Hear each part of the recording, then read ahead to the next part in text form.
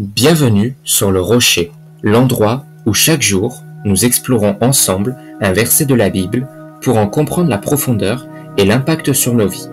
Hier, nous avons vu le tout premier verset de la Bible où Dieu crée les cieux et la terre. Mais aujourd'hui, nous allons voir un verset rempli de mystères. Voici l'extrait du verset 2 du premier chapitre de Genèse. La terre était informe et vide. Il y avait des ténèbres à la surface de l'abîme et l'Esprit de Dieu se mouvait au-dessus des eaux. Un monde en chaos, des ténèbres, un abîme, avant même que la lumière n'apparaisse. Mais que signifie vraiment ce passage? Et pourquoi est-il si important pour nous aujourd'hui? C'est ce que nous allons découvrir ensemble. Dans le texte original hébreu, voici les mots utilisés qui signifient un état de confusion et de vide. Cela nous rappelle une vérité essentielle.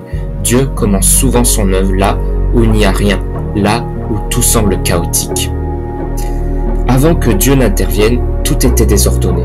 Peut-être que dans ta vie, tu ressens parfois ce vide, ce chaos, mais souviens-toi, Dieu est un Dieu d'ordre et il transforme ce qui est informe en quelque chose de magnifique. Il y avait des ténèbres à la surface de l'abîme. Avant que Dieu ne dise que la lumière soit, il y avait des ténèbres profondes. Ces ténèbres ne sont pas seulement physiques, elles symbolisent aussi l'absence de Dieu, l'attente d'un changement, la période avant la délivrance.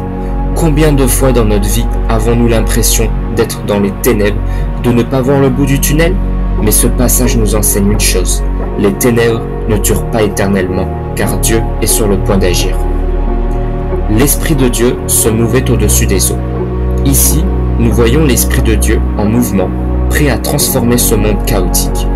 Le mot hébreu pour se mouver signifie planer ou trembler d'excitation. Cela montre que Dieu prépare quelque chose de grand. Quand tout semble sombre, quand tout paraît perdu, Dieu est déjà à l'œuvre. Même si tu ne le vois pas encore, son esprit est en mouvement dans ta vie, prêt à apporter la lumière. Le verset 2 du premier chapitre de Genèse nous enseigne que même dans le chaos, Dieu est présent. Il voit ce qui est informe, vide, sombre, et il prépare déjà la lumière. Si cette analyse t'a aidé, n'oublie pas de t'abonner pour ne pas manquer la suite. Que Dieu te bénisse et à demain sur le Rocher.